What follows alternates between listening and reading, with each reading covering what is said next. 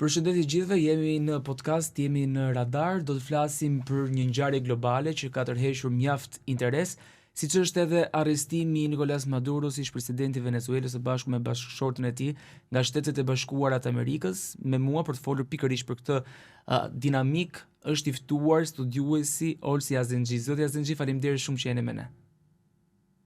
Selam aleikum, faleminderit për ftesën. Aleikum selam. Si e pat ju atë aksion të forcës Delta, njësitit Delta të SBA-s në Venezuelë, në një shtet tjetër? Është një nga sulmet e shumta terroriste që amerikanët kanë bërë dhe bëjnë kundër njerëzimit, sidomos me rënien e Bashkimit Sovjetik. Amerikanët janë kthyer në shtetin më të rrezikshëm të rendit botror në botë, duke filluar që nga pushtimi i Panamas dhe rrëmbimi nga Panamaja i presidentit të saj Manuel Noriegës, lufta e parë dhe e dytë kundër Irakut, e cila përfundoi me shkatrimin e Irakut dhe ekzekutimin e presidentit irakian Saddam Hussein, lufta kundër Libis, e cila përfundoi me ekzekutimin e Muammar Gaddafit, lufta kundër Siris, e cila përfundoi me përmbysjen e qeverisë së presidentit Bashar al-Assad dhe dhënien vendit nën administrim ndaj Al-Qaidës, gjenocidi në Gaza nga 7 tetori i vitit 2023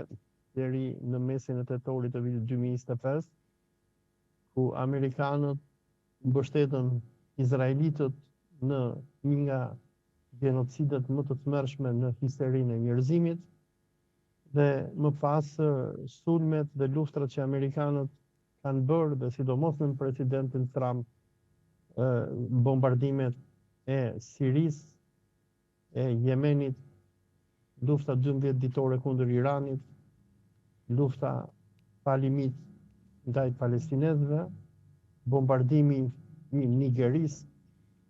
Të gjitha këto janë tregues për botën e qytetëruar se çfarë regjimi terrorist sundon Shtetet e Bashkuara të Amerikës. Me rënien e Bashkimit Sovjetik, ku popujt e lindjes mbroheshin nga Bashkimi Sovjetik, amerikanët janë kthyer në vendin më të rrezikshëm për njerëzimin.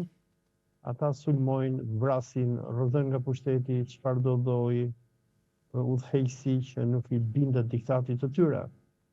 Dhe sulmi terrorist që kundër kryeqytetit të Venezuelës, Caracas, në datën 3 janar të vitit 2026, dhe rrëmbimi që ju bë presidentit demokratikisht të zgjedhur të Venezuelës, Nicolas Maduros, tregon gjendjen e dëshpëruar në të cilën njerëzimi ka arritur sot, ku një superfuqi e vetme, superfuqia më e fuqishme e globit toksor, vret, bombardon njerëz pafajshëm, rrëmben president, përmbys regjime, dhe të gjitha këto i bën si pasojë e ideologjisë së saj fashiste.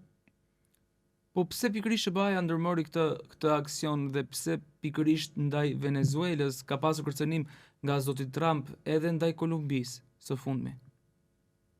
Po, pasi rrëmbeu Maduron, Trumpi kërcënoi Kubën, ku i tha presidentit të Kubës ketë kujdes, kërcënoi Kolumbinë, kërcënoi edhe Meksikën. Tani, justifikimi zyrtar që amerikanët kanë dhënë për sulmin që ndërmorën kundër Venezuelës është sikur në Venezuela, do të thënë Venezuela është një nga qendrat kryesore të kontrabandës së drogës për në Shtetet e Bashkuara të Amerikës. Po kjo nuk është e vërtetë. Vendi kryesor që çon drogën në Shtetet e Bashkuara të Amerikës është Meksika dhe Kolumbia. Dhe në Meksik dhe në Kolumbi, disa nga grupet më të fuqishme, sikur dihet, janë shqiptarët. Por problemi i amerikanëve me Venezuelën ka nisur që në vitin 1998, kur presidenti Hugo Chavez, i cili ishte një ushtarak dhe në 92-shin u mundua që të organizoj grushteti, në 98-ën do të fitoj zgjedhjet në Venezuelë dhe pasi të vinë në pushtet, ai do të instaloj një regjim socialist. Deri në vitin 1998, Venezuela, e cila është pak a shumë Arabia Saudite e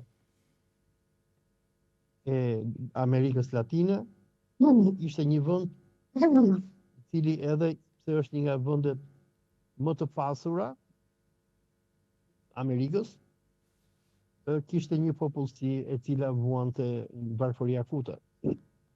Elitat që ishin në pushtet në Venezuela, pasuritë e vendit i vjedhnin dhe populli vuante në varfëri dhe në uri. Por do t'ishte revolucioni i Hugo Chavezit, ardhja e tij në pushtet në 1999, që do sjelli reforma në Venezuela. E para, nafta venezueliane e cila vidhej nga amerikanët dhe venezuelianët merrnin përqindje shumë të vogla dhe grupet kriminale të lidhura me pushtetin përfitonin miliarda dollar. Çfarë do të bëjë Chavezi pasi të vinë në pushtet në 99-ën? Ai do të nacionalizojë naftën e Venezuelës dhe me përfitimet e naftës ai do të ndihmoj popullin venezuelian.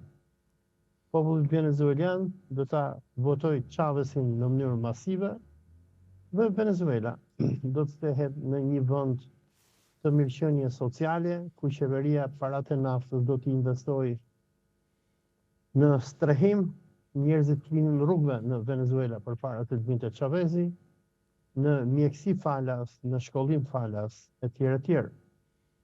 Venezuela me Hugo Chavezin do të ndryshojë edhe emrin e republikës së saj, do të quhet Republika Bolivariane e Venezuelës, ku Hugo Chavezi do të inspirohet nga udhëheqësi legjendar i Amerikës Latine, Simon Bolivari, i cili në shekullin 19 luftoi kundër perandorisë spanjolle dhe shliroi vendet e Amerikës Latine nga dominimi spanjoll.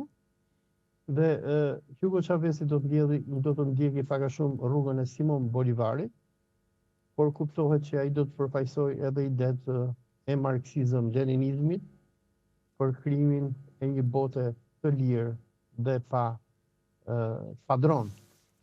Me ardhjen e Hugo Chavezit në pushtet në 1999-ën, Chavezi do të ndërtojë aleancë me një seri vendesh revolucionare në botë, por në veçanti me Kubën, ku Kuba do të kthehet pak a shumë në vendin kryesor i cili do të ndihmojë Venezuelën në rimëkëmbjen e saj ekonomike. Doktor, mësues, inxhinier, ekspert kubanez do të vinë në Venezuelë dhe do të zhvillojnë vendin dhe në shkëmbim Venezuela do t'i shesi naftën pothuajse falas Kubës. Pra do të bëhet një farë vëllazërimi latino-amerikan dhe marksist-leninist, i cili do t'i sjellë shpresa popujve të Amerikës Latine për e para çlirim nga zgjedhja e dominimit amerikan, 2, ardhjen në pushtet e qeverive majtiste, të cilat pasuritë e vendit nuk do t'ia lënë hajdutëve amerikan, por këto pasuri do t'i ndahen popullit.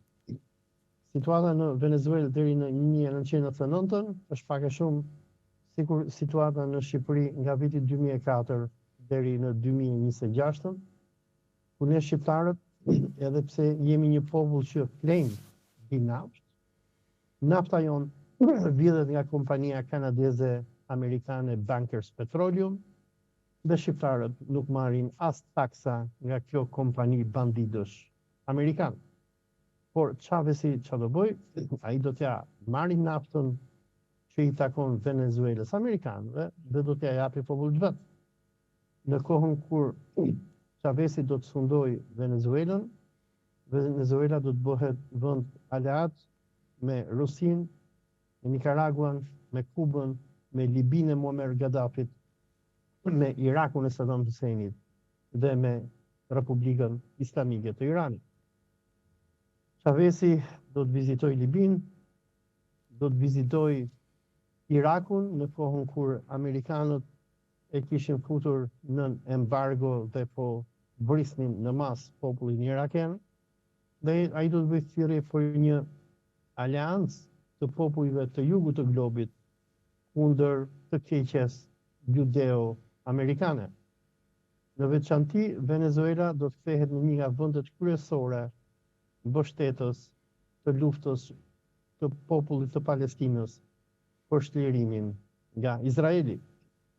Dhe në vdekjen e Hugo Chavezit, kur pushteti do të merret nga Nicolas Maduro, Venezuela do të vazhdojë në të njëjtën rrugë që Hugo Chavezi nisi më herët.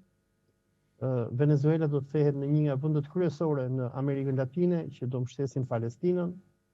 Udhëheqësit e Venezuelës do të denoncojnë apartheidin dhe gjenocidin amerikano-izraelit kundër arabëve dhe palestinezëve në veçanti, dhe me rënien dhe me shkatrimin e Irakut nga amerikanët, me shkatrimin e Libisë, Venezuela do të kthehet në një nga vendet kryesore të Iranit në Amerikën Latine. Kjo gjë do t'i nervozoj shumë sundimtarët zionist të Washingtonit, të cilët do të kërkonin me çfarë do lloj mënyre që ta shkatërronin Venezuelën, ta përmbysnin regjimin që ishte aty dhe të instalonin një regjim kleptokratësh, hajdutësh, ashtu sikur ka ndodhur përpara vitit 1998. Dhe sulmi që u bë në datën 3 janar kundër Nicolas Maduros vjen pas një përplasje shumë të egër ndërmjet amerikanëve me venezuelianët që nga viti 1999.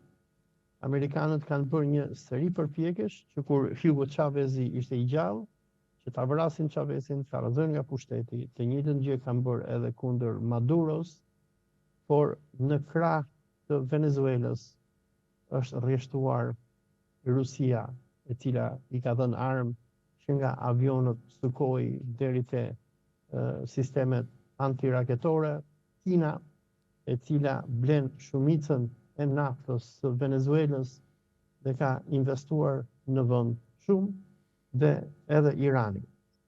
Dhe sulmi që u bë kundër Nicolas Maduros përpara 2 ditësh ishte një aksion grabitqar nga ana amerikanëve, ku presidenti Donald Trump, pasi nuk arriti që ta trëmbi Nicolas Madurosin përmjet mesazheve dhe kërcënimeve që ai i jepte, dhe duhet kujtojmë këtu që kjo flotilla amerikane që është çuar në detin e Karaibeve është dërguar që në gusht të vitit 2025, ku amerikanët, për ata që ndiqnin lajmet, kanë bombarduar në mënyrë të vazhdueshme Venezuelën, e shkatarët venezuelanë duke pretenduar që ata janë trafikantë droge etj.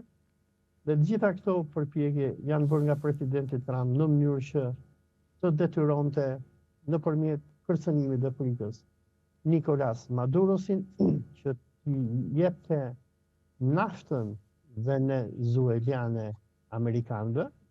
Se presidenti Trump pretendon që nafta e Venezuelës nuk i përket venezuelianëve, po i përket amerikanëve. Dhe pasi Nicolas Maduros vazhdoi që të rezistoi, që t'i shesi apo t'i fali pasuritë kombëtare të vendit vet, sikur ja ka falë Edi Rama ishullin e Sazanit, atij dhëndrit të Trumpit, Jared Kushnerin, apo sikur qeveria e Fatos Nanos, por edhe e Berishës, por edhe e Ramos, vazhdojnë që t'ja falin naftën e Shqipërisë amerikanëve, Nicolas Maduro, si një patriot venezuelian, si një marksist-leninist i vërtet, refuzonte publikisht çfarëdo lloj kërcënimi që administrata Trump donte kundër tij. Rrëmbimi i pabes që amerikanët i bën Nicolas Madurosit në datën 3 janar, në të cilën rrëmbim amerikanët bombarduan kryeqytetin e Venezuelës Caracasin, ku mbi 150 avion dhe helikopter kanë marrë pjesë në terrorizimin e popullatës civile të Caracasit, amerikanët shpresonin se duke rrëmbyer apo vrarë Maduron, ata shpresonin se kjo do sillte përmbysjen e Republikës Bolivariane të Venezuelës dhe shpresonin që ata në këtë mënyrë do të instalonin një regjim të ri në Venezuelë. Por deri vetave, plagosjes së qindra të tjerëve dhe rrëmbimit të presidentit Nicolas Maduros, duket që amerikanët nuk kanë patur suksesin e dëshiruar, pasi populli dhe qeveria venezueliane vazhdon që t'i qëndrojë besnike pavarësisë së tyre dhe nuk pranon që t'i fali pasuritë e veta kombëtare bandës që sot fundon Shtetet e Bashkuara të Amerikës. Qartë, por disa ditë më parë, më saktë dje, presidenti i Ukrainës Zelenski në një reagim të tij tha që nëse çdo aksion bëhet në këtë lloj forme ndaj diktatorëve të supozuar, atëherë zoti Trump e din se ku do të mund të drejtohet, duke i referuar këtu zotit Putin. Si e pat këtë reagim të zotit Zelenski? Reagimi i Zelenskit është një reagim i dëshpëruar. Normalisht që Zelenski do dëshironte që amerikanët të bënin diçka të tillë kundër Rusisë, por pak orë pasi amerikanët bombarduan Venezuelën dhe rrëmbyen presidentin e saj, kryetari i Këshillit të Sigurisë Kombëtare të Rusisë, ish presidenti Dmitri Medvedev, bëri një shkrim në kanalin e tij në Telegram, ku thoshte me rrëmbimin që amerikanët i kanë bërë Nicolas Maduros, ata kanë treguar që ata nuk njohin asnjë ligj ndërkombëtar dhe e vetmja mënyrë që siguron sovranitetin e popujve sot janë bombat atomike. Shkrimin e tij Dmitri Medvedev e mbyllte me fjalinë rrofshin bombat atomike. Çfarë do thotë kjo? Kjo do thotë që amerikanët mund të rrëmbejnë udhëheqjes të botës së tretë, të vendeve të dobta, të atyre vendeve që nuk kanë armë nukleare, e që amerikanët janë frikacak. Ata e dinë që vendet që kanë teknologji nukleare, sikur Rusia, sikur Kina, sikur Korea e Veriut, me ata nuk mund të bësh shaka. Gjatë luftës 12 ditore ndërmjet Izraelit dhe Iranit, ne e pam se si amerikanët u trembën, por edhe izraelitët, dhe ishin të parët që kërkuan armë pushim me Iranin.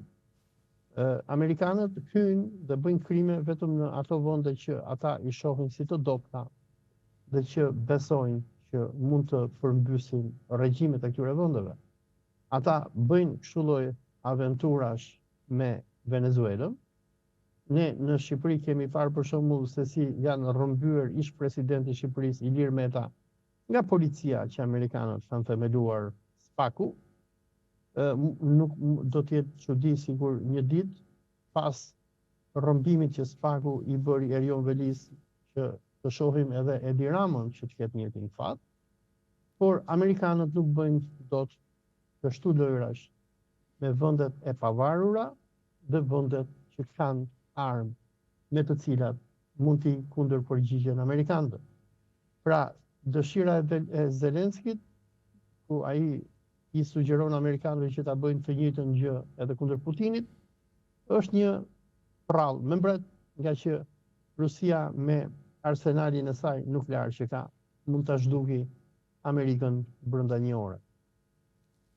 Qartë, ndërsa po ashtu në një reagim që ju keni bërë vetë në rrjetin tuaj social, e lidhni këtë situatë në Amerikën Latine, më konkretisht në Venezuelë dhe me Turqinë.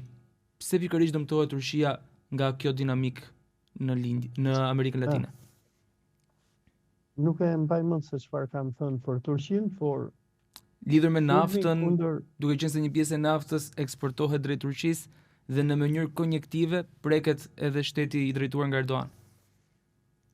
Këtë nuk e mbaj mend që ta kam thënë, por duhet të them diçka që sulmi kundër Venezuelës dhe rrëmbimi i Nicolas Madurosit ishte pak a shumë një sulm që amerikanët bëjnë kundër jugut të globit dhe kundër aleancës së BRICS-it. Dhe duhet të kujtojmë diçka që Venezuela është një shtet aleat i Rusisë, i Kinës, i Iranit dhe i botës muslimane, e cila reziston gjenocidin izraelit në Palestinë. Pak orë pasi Nicolas Maduro u rrëmbye, kriminali i luftës, kryeministri i Izraelit, përshëndeti në kanalin e tij në Twitter presidentin amerikan Donald Trump dhe sipas presidentes aktuale të Venezuelës, domethënë zëvendës presidentes, e cila tani më ka zëvendësuar presidentin Nicolas Maduros, ajo deklaroi që në emri i saj është Delcy Rodriguez, ajo deklaroi që mbrapa rrëmbimit të Maduros duken duart e Izraelit. Venezuela ka qenë një nga vendet kryesore kundërshtare të gjenocidit izraelit kundër islamit dhe muslimanëve, dhe kjo përbënte një shqetësim shumë të madh për elitat zioniste që sot sundojnë Izraelin, Shtetet e Bashkuara të Amerikës dhe Evropën perëndimore, që Venezuela si një republikë revolucionare ishte një impakt shumë të madh në të gjithë grupet leftiste në perëndim. Dhe Venezuela, duke vënë në pa vuajtjen e palestinezëve, përbënte një problem shumë të madh për dominimin izraelit të perëndimit, pasi mesazhi i Venezuelës inspironte me miliona qytetarë në të gjithë botën perëndimore që të kuptonin krimet kundër njerëzimit që administrata izraelite dhe amerikane bëjnë në Palestinën e pushtuar. Si e shikoni situatën globale, zoti Azenxhi? Mendoni që po shkojmë drejt një rendi të ri botëror? Pas rrëmbimit të suksesshëm të Nicolas Maduros, presidenti ignorant amerikan Donald Trump në deklaratën për shtyp që dha, tha që po hym në një epokë të re dhe jemi në, domethënë, dhe përmendi doktrinën Monroe. Doktrina Monroe, që është përpiluar nga presidenti amerikan James Monroe në shekullin 19, parashikonte që amerikanët do të bënin luftë në të gjithë Amerikën Latine dhe nuk do të lejonin asnjë vend të Amerikës që të bënte aleanca me evropianët. Gjatë luftës së ftohtë, amerikanët e kanë përdorur doktrinën Monroe duke vrarë, bombarduar, shkatëruar vendet e Amerikës Latine, por edhe më gjerë, të gjitha ato që bëheshin aleate me Republikën Popullore Socialiste të Shqipërisë, Bashkimin Sovjetik, Republikën Popullore Socialiste të Kinës e të tjerë. Me atë që presidenti Trump bëri në datën 3 janar, në konferencën për shtyp, ai tha që tani është koha, nuk kemi më doktrinën Monroe, por kemi doktrinën Monroe, që do më thënë doktrinën Monroe po versioni i Donald Trumpit, ku Trumpi kërcënoi të gjithë botën që ne nuk do të lejojmë asnjë shtet që të ndërhyj në hemisferën perëndimore. Me hemisferën perëndimore, amerikanët nënfutojnë Evropën, Amerikën Latine dhe vendet ku ata kanë influencë, duke përfshirë edhe kolonitë e tyre në botën arabe. Çfarë do thotë kjo?